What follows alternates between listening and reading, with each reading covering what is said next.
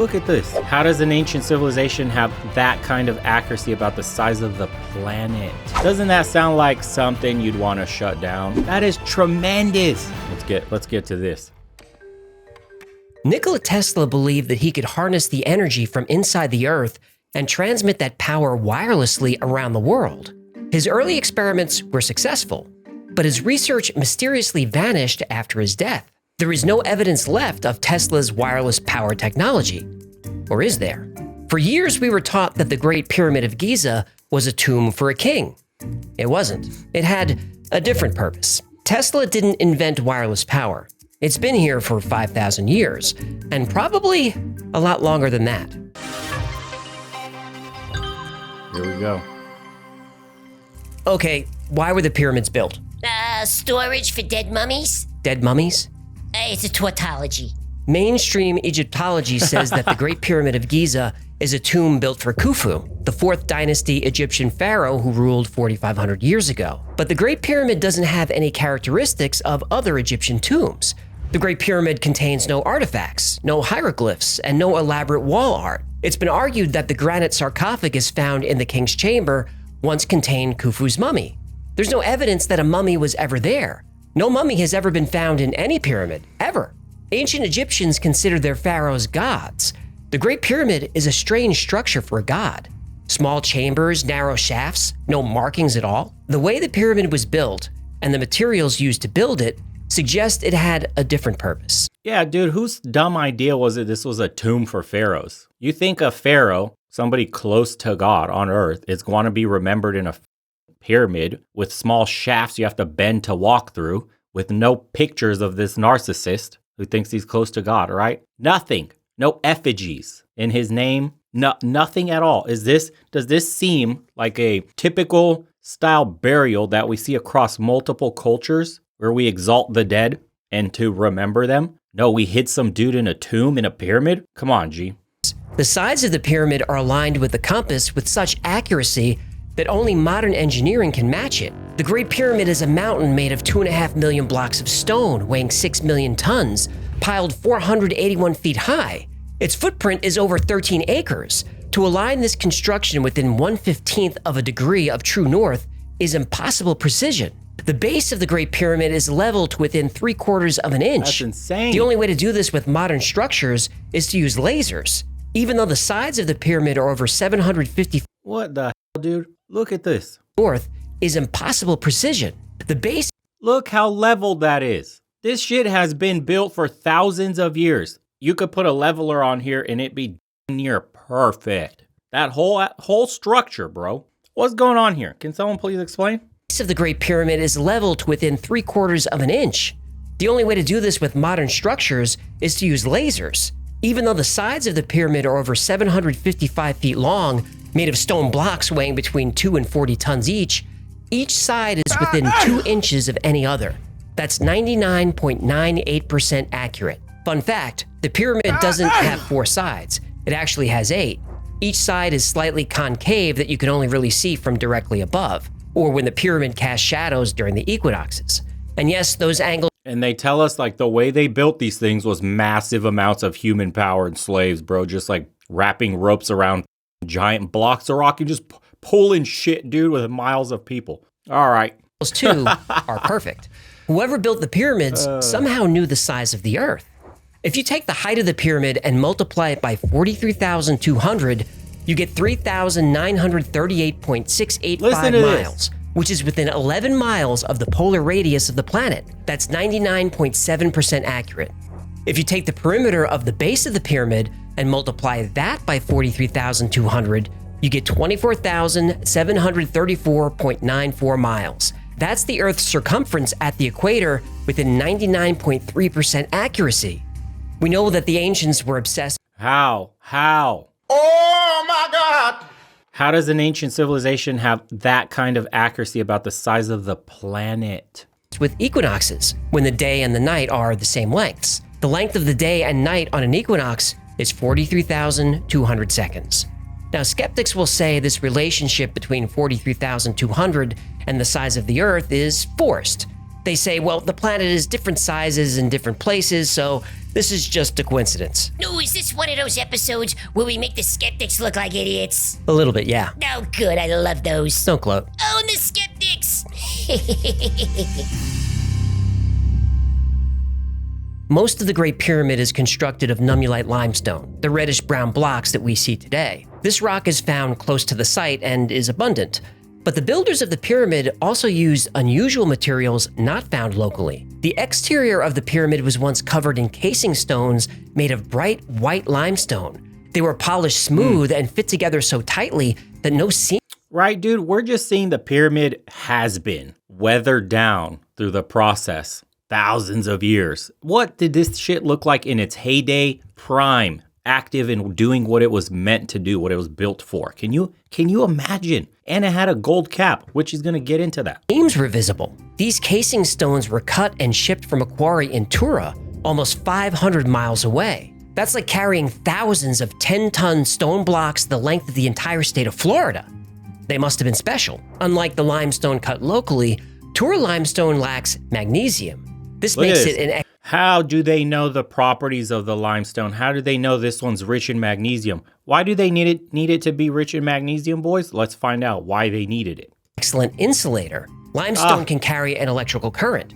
Tura limestone can't. Interior chambers were built with a rare type of granite called rose granite, also brought from hundreds of miles away. This granite has a high concentration of silicon dioxide, also known as quartz. When quartz is compressed or even just moved, it creates a charge called piezoelectricity. One face of the quartz will have a positive charge, the other will have a negative charge. Connect the two faces together and you have an electrical circuit. Because of this property, quartz is used in all kinds of modern devices like watches, clocks, TVs, GPS units, and on and on. To charge a watch that uses quartz, all you have to do is shake it. And if you've ever used a barbecue lighter, the voltage is created by a quartz crystal. The king and queen's chambers were built with granite that is 85% quartz. The tunnels and passageways are also lined with quartz-rich granite. If pressure was applied to all this granite, it would generate a tremendous amount of electricity, turning the pyramid into a giant power plant. And there's proof that this is exactly what happened. DB, thanks, brother. Look up Edward Leeds-Callanan, who built Coral Castle. He figured out how the pyramids were built, was able to build structures with stones weighing 30 tons by himself. Thanks. Enexerd. Thanks, brother. I mean, the Greeks knew how to measure the earth. Yeah, but again, who taught the Greeks that? Because they're not that old, right? The Library of Alexandria that had untold human history there just wiped away. The idea that the Great Pyramid was a power plant is not new. It was first proposed in the 1970s. It was and is considered a fringe theory. Ooh, those are my favorite kind of theories. I know. The fringier the better. Fringia? Fringia. No, that doesn't sound right. What's your problem? Oh, I'm sorry. Is the show interrupting your train of thought? Sarcasm, nice. Well, what do you expect? I'm trying to set up the show here, and it's not easy to do when you're jumping in with comments. As more and more discoveries were made over the years, more evidence emerged that the Great Pyramid as a power plant wasn't fringe science, but actual science. One of the most compelling cases comes from Christopher Dunn. He believes the process starts in the subterranean chamber. Below the pyramid are aquifers. As water moves through the underground cavities, sound waves are created.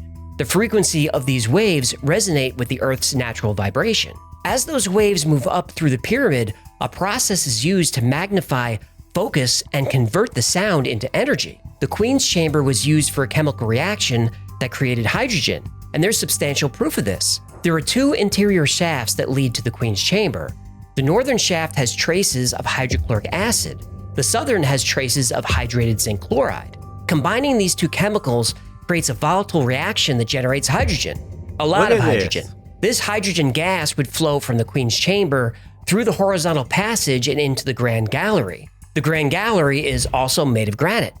As the hydrogen gas builds up, the pressure compresses the granite, creating electricity. This electricity also ionizes the air, increasing conductivity. Within the Grand Gallery were 27 or 28 pairs of resonators that would vibrate and emit sound. The hydrogen atoms would organize themselves into waves in sympathy with the sound waves of the gallery. These sound waves further excite the stone, creating even more electricity. Oh, so let me get this straight. You stick the shafts into the Queen's Chamber, which gets the stones excited? That's right, but somehow when you say it, it sounds dirty. I'm a naughty, naughty fish. Acoustic engineers have determined the gallery resonates at 440 hertz and naturally emits an F-sharp chord. 440 hertz and the F-sharp chord have been connected to a lot of woo-woo ideas, but there's a reason for that. Woo-woo. It's considered a sound that resonates in harmony with the earth. By the way, do you see that it takes sound engineers, building engineers, it takes a bunch of scientific disciplines to actively do research on the pyramids and all these other ancient structures? Why do we have moron archaeologists that are basically leading the direction of what history was? And those morons are trying to explain to us, dig the shit, take it out, put it together for us in a nice museum, then shut up. Let everybody else do the work on figuring out how this shit was engineered, built, and how it withstood 10,000 years plus and whatever else is going on. You're just a dude who digs in the ground. You have no backing in building and engineering to tell us how you're going to guess that they used fucking mechanical leverage of some kind. With what? Giants? The builders of the pyramid knew this. Longtime Mac users will recognize this sacred chord. At the top of the gallery is a small shaft leading to the king's chamber. The opening is 8.4 by 4.8 inches. This is the perfect size for hydrogen microwaves to pass into the king's chamber. How do they know this? Which also resonates at 440 hertz and F-sharp. Above the king's chamber are 5 layers of granite beams, stacked and separated by air gaps. This is called the relieving chamber because it was believed that this interior structure relieved the weight of the pyramid. That's not what it does. The beams are smooth on 3 sides, but rough cut on the top. Christopher Dunn believes the reason for the rough cut is this is how the beams were tuned. The builders could vibrate the granite beams and slowly chip away at the stone until they resonated with an F-sharp chord, which they do. The king's chamber is what's known as a Helmholtz resonator. When you blow air across the top of a bottle and create sound, that's a Helmholtz resonator. Change the volume of liquid in the bottle or change the volume of stone within the chamber, you change the pitch. The entire complex is a giant musical instrument. Now, some skeptics reluctantly agree that the Great Pyramid has musical properties, but for skeptics to consider the pyramid as a power plant, they would need evidence to show that a giant stone pyramid would respond to electromagnetic energy. There was no evidence of that until 2018. Whether true or not, it's scientifically possible that the Great Pyramid was a structure for creating, harnessing, and focusing energy. The exterior was made of material that insulates electricity. The interior was made of material that conducts electricity. The chambers were made of material that creates electricity. The next piece of evidence is the pyramid's ability to focus EM energy. In 2018, scientists used radio waves at different frequencies to see if the Great Pyramid would interact with electromagnetic waves of a resonant length. Their experiments proved that in a resonant state, the pyramid can concentrate electromagnetic energy in the internal chambers as well as under its base. Resonance in the pyramid can be induced by radio waves with the lengths ranging from 200 to 600 meters. The closer to 200 meters, the more dramatic the effect. A year after that, in 2019, Eric Wilson published a paper called A Large-Scale Thermal Acoustic Generator. The paper describes how, when granite and other rocks are vibrated, electrons will migrate through the rock and up to the surface. By combining science and music, the builders of the pyramid created a power-generating machine tuned to the natural harmonic of the Earth's vibration that primarily comes from the tidal energy created by the moon's gravity. This technology, created thousands of years ago, could generate unlimited clean energy. But how did they get the energy out? That brings us back to Tesla. His Wardenclyffe Tower was built on top of God, Tesla. Is this why they took all your shit after you died? Remember the History Channel shows Ancient Aliens? Yeah, I do remember that. They were archaeologists / historians. Why weren't we trusting the scientists instead? Yeah. an aquifer, with copper and iron rods extending down into the water. When electricity was sent into the tower, it was to be transmitted around the world through the atmosphere. The pyramid is also built on an aquifer, and copper pipes and iron rods have recently been discovered there. If the capstone was made of gold... Did you see that? Hold on. So Tesla builds this prototype, right? Gets it working, and then... the atmosphere. The pyramid is also built on an aquifer, and copper pipes and iron rods have recently been discovered there. Also on an aquifer, copper pipes, iron rods, also present, also found there. Holy shit. Come on, please. there. If the No, this is a burial site for dead pharaohs, though. capstone was made of gold, the energy concentrated inside the pyramid would have been drawn to the top and transmitted to the atmosphere. Tesla's wireless power distribution system used the resonance of the Earth, just like the pyramid. And just like the pyramid, the energy generated by Tesla's tower would be unlimited, clean, and virtually free for everyone on the planet. Wow. But Tesla's tower was Hey, tinfoil hat. Virtually free energy for everyone in the world. Doesn't that sound like something you'd want to shut down? If you were some sort of magnate or billionaire, millionaire, something, titan in what industries of, say, fossil fuels, oil and gas, do you not want to shut this shit off? Let's see. destroyed by outside forces. There's evidence that the Great Pyramid was destroyed from within. Oh, In the year 1900, Nikola Tesla convinced J.P. Morgan to fund a project to create a wireless communication system. When Tesla received the funding, he decided to scale up the project. Rather than transmit messages around the world, he would transmit power. Tesla had already demonstrated that wireless power would work on a small scale. He famously had light bulbs scattered on the ground that would illuminate when a Tesla coil was activated nearby. Now, dude, how tremendous is this technology? This happened way back then. Dude had light bulbs randomly laying around. Turns on his coil, all the light bulbs light up. Dude, and nobody goes, all right, we got to figure out how to scale this up. Oh, they did. He was begging for money. Trump's uncle got all of Tesla's work. Free energy was stopped by a magnet. You'll see the same thing with water-powered cars today. Ford owns patents. Sheesh. now he wanted to go bigger. He explained this world-changing technology to J.P. Morgan and asked him for more money to complete the project. Rather than support Tesla, Morgan pulled his funding, claiming breach of contract. J.P. Morgan owned General Electric, which would be made obsolete. He owned AT&T, which would also become obsolete. J.P. Morgan owned copper mines all over the world, and his factories generated miles of copper wire. J.P. Morgan owned rubber farms and factories that created insulation for wire.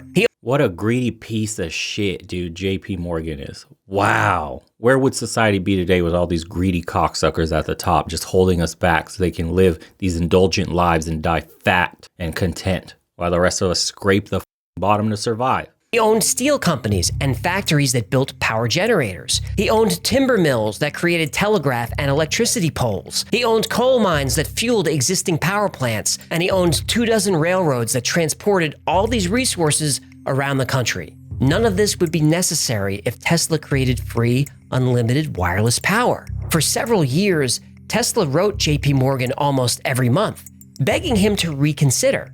He wouldn't. Instead, J.P. Morgan chose to finance Tesla's competitors, Edison and Marconi, who were improving on and getting rich from Tesla's inventions. And not only did J.P. Morgan refuse any further investment, but he also put out word to everyone in the wealthy investor class that Tesla should be avoided. He was essentially blacklisted. By 1915, Tesla had accumulated so much debt that the bank foreclosed on the Wardenclyffe property. The tower was demolished in 1917 and sold for scrap. The project was never completed. Tesla. See, here's where Tesla f***ed up. He should have went to the government and say he has some sort of military technology that could benefit us greatly. The government would have funded everything. Unfortunately, he didn't care about the military on that level. So then he went to a greedy billionaire that basically blackballed him from the industry. Literally threatened his entire monopoly on everything with one piece of tech. Graham Hancock, thanks to DJ Nutsack, Graham Hancock and Randall Carlson have a bunch of stuff on ancient civilizations and technologies. Also theories about the Great Flood. Yeah, I liked his show on Netflix. Amazing. Was a genius, but he was at a disadvantage.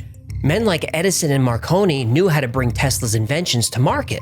They knew how to make technology accessible. And most of all, they knew how Edison knew how to steal some shit. to play the game. You don't bite the hand that feeds you. That's why 84% of the world's energy is created from fossil fuels. It's also why Tesla died alone and broke. It's possible that the Great Pyramid suffered some catastrophic event that caused it to stop working. In addition to hydrochloric acid, there are traces of sulfuric acid in the southern shaft. In the northern shaft, there's zinc chloride and ammonium chloride. These chemicals can create hydrogen without being mixed, But if you do combine ammonium chloride with sulfuric acid, you get more than a reaction. You get an explosion. Because of the structure of the pyramid, this explosion could be controlled. But there's evidence that an uncontrolled explosion may have occurred. In 2001, in the Grand Gallery, scorch marks were discovered in the ceiling above where the resonators would have been. In the King's Chamber, cracks have been found in the granite beams. At first, this was thought to be caused by an earthquake, but Imagine the power this had to have. Forget the explosion, but imagine the power, the amount of energy something like this could generate in its heyday, that they had to use multi-ton single cut stone to basically hold it all together. Tremendous. Come on, dude. To contain that kind of energy? Wow. damage was only found in areas of the pyramid where the flow of highly compressed, heated hydrogen occurred. The walls in the King's Chamber have been pushed out over an inch. It takes a lot of pressure to push tons of granite out that far. The Great Step outside the King's Chamber also shows extensive damage like that from an explosion, not an earthquake. Other parts of the interior also show signs of charring. When the southern shaft was discovered, it was coated with salt about an inch thick. This would happen if hydrogen was boiling and bubbling up the shaft. What caused the pyramid power plant to explode is not known. But Christopher Dunn believes it was some sort of cataclysm, not an earthquake, but maybe an asteroid impact. There's a problem with this theory, though. The ancient Egyptians kept meticulous records of everything. There is no record of an impact during this time. Dunn believes it happened thousands of years. Oh, here we go. Younger Dryas. Here we go. From a biblical background, the pyramids were to exalt the pharaoh. It's said that pharaoh could turn night into day. The pyramids were the key. Ooh. Earlier. And that brings me to this thought. Skeptics will say if the ancient Egyptians used electricity, there would be documentation, even hard evidence of it. You'll see true believers point to glyphs that look like light bulbs, but I honestly think that's a stretch.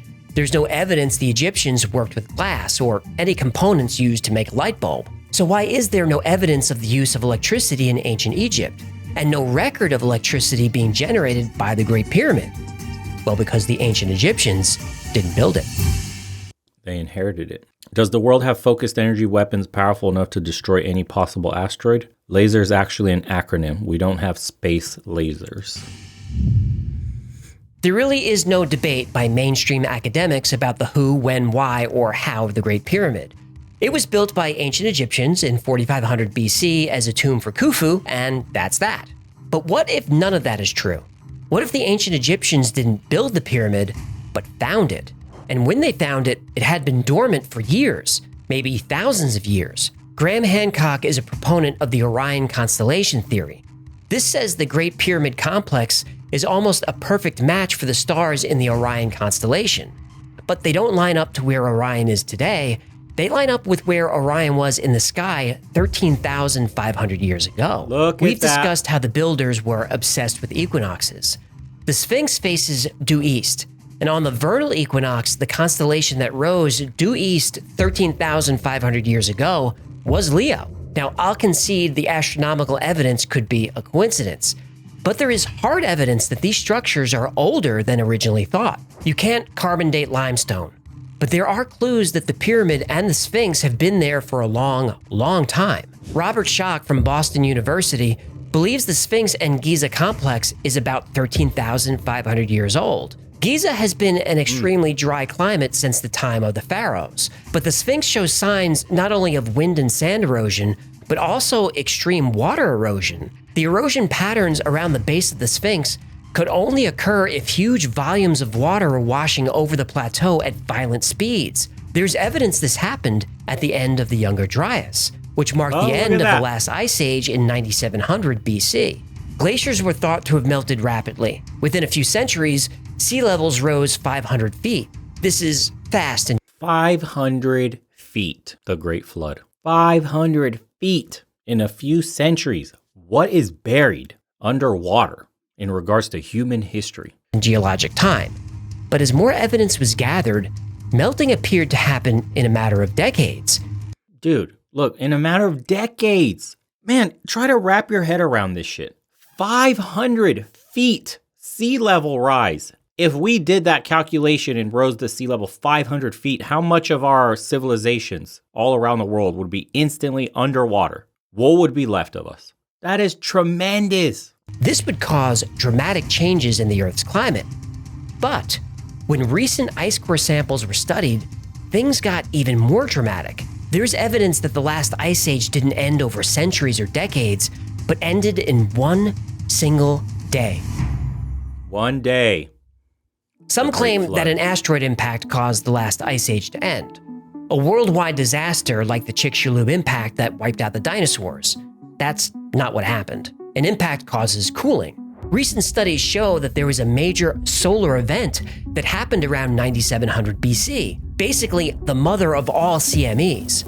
A violent plasma storm hit the Earth and overwhelmed the Earth's magnetosphere, which is our defense against solar radiation. Without the protection of the magnetosphere, massive lightning strikes happened all over the Earth. Lightning that was orders of magnitude more intense than anything we've ever seen. This lightning was hundreds or even thousands of times more powerful than anything from a thunderstorm. There's evidence in over 120 countries of rock melted and turned to glass during this event. This is called vitrification. There's evidence of vitrification in moon rocks. We know for a fact large mammals like saber-toothed tigers and woolly mammoths were wiped out at this time. They didn't slowly go extinct, they instantly went extinct. During the 4 or 5 days of this event, the Earth was also awash in lethal radiation. Only animals that can go underground survived. Most of the human race died during this event. Only humans living near caves were able to find shelter and survive. If glaciers, which covered 30% of the Earth's surface, melted in a day or two, think of the speed, volume, and pressure of water that would rush across the Earth's surface. This water would act like a power washer on stone constructions like the Sphinx and pyramids. Meanwhile, a sky full of plasma and lightning and radiation would have severely damaged the Great Pyramid if it was using a volatile chemical reaction to create power. Every culture has a flood myth that served as a reset of civilization.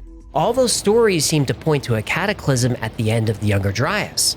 Myths of lost continents like Atlantis also fit into this timeline. Now, I'm not claiming anything I've said today is what happened, but I am saying there's evidence that it was possible that an advanced civilization existed thousands of years ago. That civilization had the technology to create unlimited clean energy. Then the glaciers melted, a great flood came, solar plasma and radiation destroyed a significant amount of life on the planet. The civilization then disappeared. Then thousands of years later, as the great Egyptian culture was forming, thousands of years later, when the survivors, the cave dwellers, the savages that were left over, that ate rats and shit, the bums, basically, the bug sandwich eaters, came out of their caves to inherit what was left of this civilization's incredible work. And now we today look back and go, oh my God, they were so smart, they built the pyramids, they did it. Tremendous, huh? They would have utilized the pyramid, not for power, but for ceremonial or religious purposes. They would have altered the Sphinx, carving away the original design and replacing it with a design of their own. And you see, how typical does that sound of a bug sandwich male? Comes upon a Chad-esque statue, the Sphinx, and goes, nah, change his face to my face. That's bug males inheriting tech right there. We know this is what they did. Mainstream scientists are still not convinced, and that's okay. As time goes on and more secrets are revealed, sooner or later, we will learn the truth. And I suspect we'll learn that the pyramid power plant theory. Do you know that we've had neutrino bombs in space orbit since the 80s? I don't know if that's true or not. That's another conspiracy theory to go down. Was right all along. Whoever built the pyramids created energy that wasn't harmful to the Earth, but resonated in harmony with it. A suspicious person might wonder why, if this theory has been around for 50 years, nobody's tried to replicate it, even on a small scale. Unlimited clean energy for everyone on Earth sounds like a way for the entire human race to take a huge step forward. Think of the technological advances that could be made if electricity was free. Think of the political strife, economic instability, and the endless wars that could be avoided. But maybe what's happening now is what happened to Tesla 100 years ago. In Tesla's time, nobody was interested in creating technology that would make power free for everyone. Empires owned by JP Morgan, The Vanderbilts and the Rockefellers would have been devastated. The Carnegies, the DuPonts, and the Mellons all would have seen significant losses. These families owned all the energy production and distribution in the United States. Their companies were the lifeblood of American industry. The families were American royalty. If Tesla was able to achieve his vision, not only would the wealth of these families be diminished, so would America's standing in the world as a great new industrial power. Tesla said he wanted to bring abundant electrical energy to remote, underdeveloped parts of the world to foster. Bad moves, Tesla. That's how you get axed from all investment. Patrick, thanks for the 10. Egyptian pyramids go back a long time. Then there's Göbekli Tepe. Site in Turkey dated 12,000 years old, but Gunung Padang pyramids in Indonesia, that's at least 25,000 years. Do a research on YouTube. Yeah, I saw that on Graham Hancock's Netflix series. He covers that a bit. Foster closer communication between nations. This couldn't be allowed to happen. America and the corporations that controlled it would never have given up their advantage. They still won't. When Tesla died, the FBI and agents of the OSS were, for some reason, close by. Tesla's documents. When he died, 3-letter alphabet agencies were nearby to collect his shit. Isn't that a little strange? Were stored in 80 boxes, all organized and numbered by Tesla himself. Only 60 boxes were discovered. And since then, a few scientists have stated that Tesla's invention would have never worked. But that's what scientists said of most of his inventions. Viewers of this channel know that most science is bought and paid for by corporations and governments. This is especially true in the last couple of years. Get the jab! Right. Another jab, another! Yep. Whether those jabs work or not, you human pincushions are making people rich. Oh, there's no doubt about that. 80% of the products we use today can be traced back to Tesla. But the technology that we really need, now more than ever, is inexpensive, clean energy. Sadly, that technology died with Tesla. Instead, the world went in the direction of coal and oil, and nations fought and continue to fight wars to control these limited resources. Oil, coal, and war may be terrible for the planet and the people who live on it, but they're great for business, and for all his genius, that's something Nikola Tesla never understood. Thank you so much for hanging out with me today. My name is AJ, that's Hecklefish. This has been... Dude, this channel is one of the GOATs.